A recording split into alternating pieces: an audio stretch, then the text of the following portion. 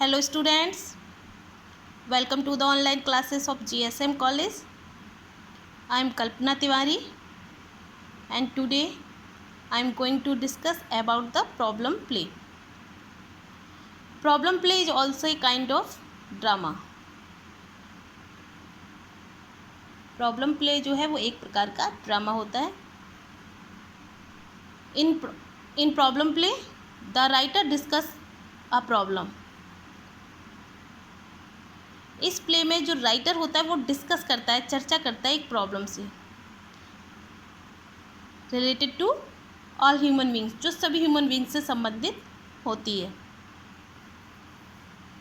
The problem play is also known as thesis play और propaganda play और discussion play. The problem play is also known as, problem play को जाना जाता है thesis play के नाम से, प्रोपागेंडा प्ले नाम से और डिस्कशन प्ले नाम से. इसको थीसिस प्ले भी कहते हैं, प्रोपेगेंडा प्ले भी कहते हैं और डिस्कशन प्ले भी कहते हैं. इसमें किसी ना किसी समस्या को लेकर के चर्चा की जा रही होती है. प्रॉब्लम प्ले में प्रॉब्लम प्ले जो थे वो सबसे ज़्यादा 19th सेंचुरी में लिखे गए. कब लिखे गए थे? 19th सेंचुरी में. A problem play or a drama of ideas is a play in which a problem is discussed in all its aspects. A problem play क्या है? एक समस्या प्रधान नाटक में और a drama of ideas विचार प्रधान नाटक में. एक समस्या प्रधान नाटक में और विचार प्रधान नाटक क्या है? एक प्रकार का ऐसा नाटक होता है इन विच अ प्रॉब्लम इज डिस्कस्ड, जिसमें एक समस्या को डिस्कस किया जा रहा होता है इन ऑल इट्स आस्पेक्ट, उसके सभी पहलुओं से.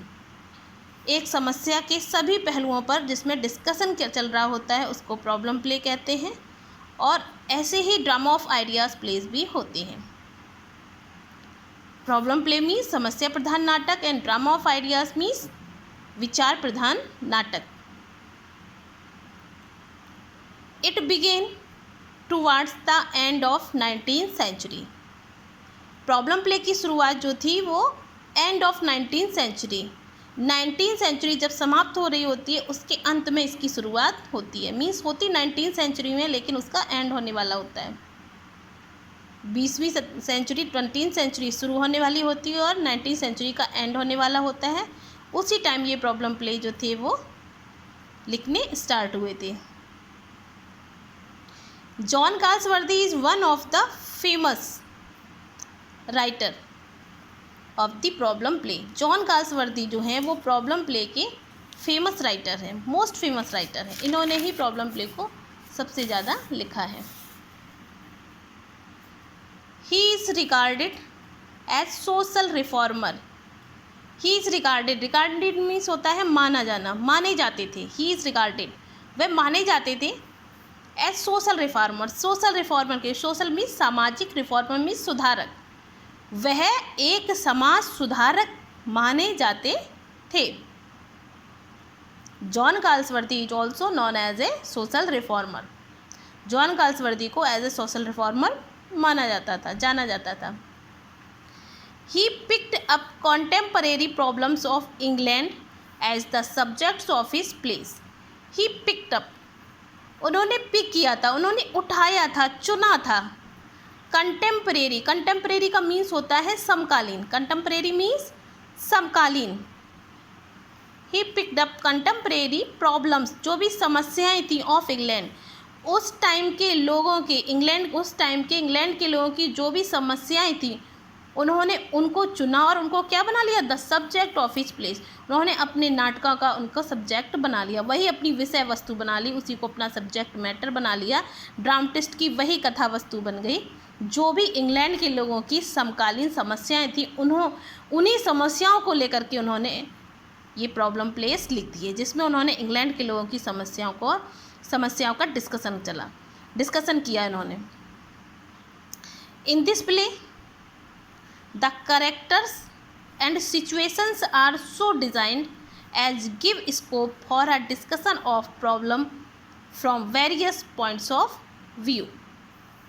इन दिस प्ले, इस प्ले में क्या था, द करेक्टर्स एंड सिचुएशंस, जो करेक्टर्स थे, जो पात्र थे इसमें, एंड सिचुएशंस, जो परिस्थितियाँ थीं उस प्ले में, जो भी परिस्थितियाँ और जो भी पात्र थे, आर सो डिज़ाइन, उनको इतनी बेहतर ढंग से डिज़ाइन किया गया था as to give a scope, कि वो देते थे, एक स्कोप देते थे, एक लंबा सा क्षेत्र देते थे फॉर अ डिस्कशन, जिस पर एक इतना बड़ा स्कोप देते थे जिस पर क्या होता था, डिस्कशन किया जाता था, for a discussion of the problem, इस तरह से सिचुएशंस को क्रिएट किया जाता था, इस तरह के कैरेक्टर्स होते थे उस प्ले में, और सिचुएशंस, परिस्थितियों को इस तरह से क्रिएट किया जाता था कि कोई प्रॉब्लम क्रिएट होती थी और उस प्रॉब्लम को लेकर के डिस्कशन किया जाता था from various points of view, अलग अलग पॉइंट्स ऑफ व्यू से, वेरियस मीन्स डिफरेंट, अलग अलग पॉइंट्स ऑफ व्यू पे जिन पर डिस्कशन किया जाता था। इस तरह की कथा वस्तु होती थी, इस तरह की कहानी लिखी जाती थी,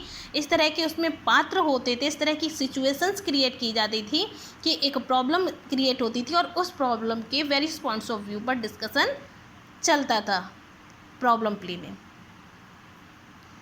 the hero is generally the mouthpiece of dramatist himself, जो हीरो होता था इस प्ले का, प्रॉब्लम प्ले का जो भी हीरो होता था, इज जनरली मीन्स सामान्यतः जो हीरो होता था प्रॉब्लम प्ले का वो माउथ पीस होता था। माउथ पीस का मतलब होता है